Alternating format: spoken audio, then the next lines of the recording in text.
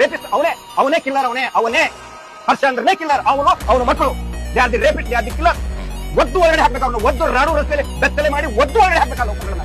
100 ಜನರನ್ನ ಕೊಂದಿದ್ದಾರೆ. ಸೌಜನ್ಯ ಒಳಗಡೆ ಮಣ್ಣು ಹಾಕಿ ಕೊಂದು ಹಾಕಿ ಅಂತ ಹೇಳಿದ್ರೆ ಥರ್ಡ್ ಕ್ಲಾಸ್ ಹರ್ಷಂದ್ರನೇ ಒದ್ದು ಒಳಗಡೆ ಹಾಕ್ಬೇಕು ಅವನಿಗೆ, ಅವನ ಮಕ್ಕಳಿಗೆ ಇಬ್ಬರಿಗೂ. ಅವಾಗಲೇ ಸಮಾಧಾನ ಸಿಗುತ್ತೆ ನಮ್ಗೆ. ಅಲ್ಲಿವರೆಗೆ ನಮ್ಗೆ ಸಮಾಧಾನ ಸಿಗಲ್ಲ. ನಮ್ಗೆ ಬಹಳ ಖುಷಿ ಅಲ್ಲ. SIT ಆದ ತಕ್ಷಣ ನನಗೆ ಅಷ್ಟೇ ಏನು ಅಷ್ಟೊಂದು ಖುಷಿ ಆಗಿಲ್ಲ. ಅವರಿಗೆ ಶಿಕ್ಷೆ ಆಗ್ಬೇಕು, ಅವ್ರು ಶಿಕ್ಷೆ ಆಗ್ಬೇಕು, ಒದ್ದು ಒಳಗಡೆ ಹಾಕ್ಬೇಕು, ಬೆತ್ತಲೆ ಮಾಡಿ ಮುಕ್ಕಳಿ ಮೇಲೆ ಒದ್ದು ಒಳಗಡೆ ಹಾಕ್ಬೇಕು. ಅವ್ರನ್ನ ಹಂಗೆ ಒಂದು ಕುಡಿಬಾರ್ದು. ಅವ್ರನ್ನ ಸಾರ್ವಜನಿಕರವಾಗಿ ಒದ್ದು ಒಳಗಡೆ ಹಾಕ್ಬೇಕು. 1-2 ಅಲ್ಲ, ಬಂದಂತ ಹೆಣ್ಮಕ್ಳಿಗೆ ಎಲ್ಲರಿಗೂ ಕೊಲೆ ಮಾಡಿ ಕಾಡಲ್ಲಿ ಕೊಳೆಯುವ ರೀತಿ ಮಾಡಿದ್ದಾರೆ. ಅವರು ಕೊಳಿಸಿದ್ದಾರೆ ಹೆಣಗಳನ್ನ, ಕೊಳತ ಮೇಲೆ ಹೂದು ಹಾಕ್ತಿದ್ದಾರೆ, ಎಲ್ಲ ಗೊತ್ತಿದೆ. ಆಸಿಡ್ ಹಾಕಿದ್ದಾರೆ ಹೆಣ್ಮಕ್ಳಿಗೆ. ಮೈಸೂರಿನಿಂದ ಬಂದಂತ ಹೆಣ್ಮಕ್ಳಿಗೆ ಅತ್ಯಾಚಾರ ಮಾಡಿ ಆದ್ಮೇಲೆ ಅವಳು ಗುರುತು ಸಿಗಬಾರ್ದು ಅಂತ ಹೇಳಿ ಆಸಿಡ್ ಹಾಕಿ ಸುಟ್ಟು ಅದ್ರ ಮೇಲೆ ಪೇಪರ್ ಹಾಕಿದ್ದಾರೆ. ಇದೇ ಹರ್ಷಂದ್ರನೇ ಮಾಡ್ತಿದ್ದ ಉದಯ್ ಜೈನು. ಎಲ್ಲರಿಗೂ ಅದೇ ದಂಧೆ ಮಾಡ್ತೀವಿ. ಯಾವ್ದು ಹೇಳೋಂಗಿಲ್ಲ, ಕೇಳೋಂಗಿಲ್ಲ. ಕೇಳಿದ್ರೆ ಧರ್ಮಸ್ಥಳಕ್ಕೆ ಅಪಪ್ರಚಾರ ಮಾಡ್ತೀರಿ.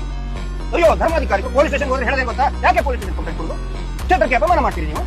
ಮಾಡ್ಲಿ, SIT ಆಗಿದೆಯಲ್ಲ, ಆಗಿ ಬರ್ತದೆ. ಎಲ್ಲವೂ ಕೂಡ ಹೊರಗಡೆ ಬರ್ತದೆ, ಬರಲೇಬೇಕು.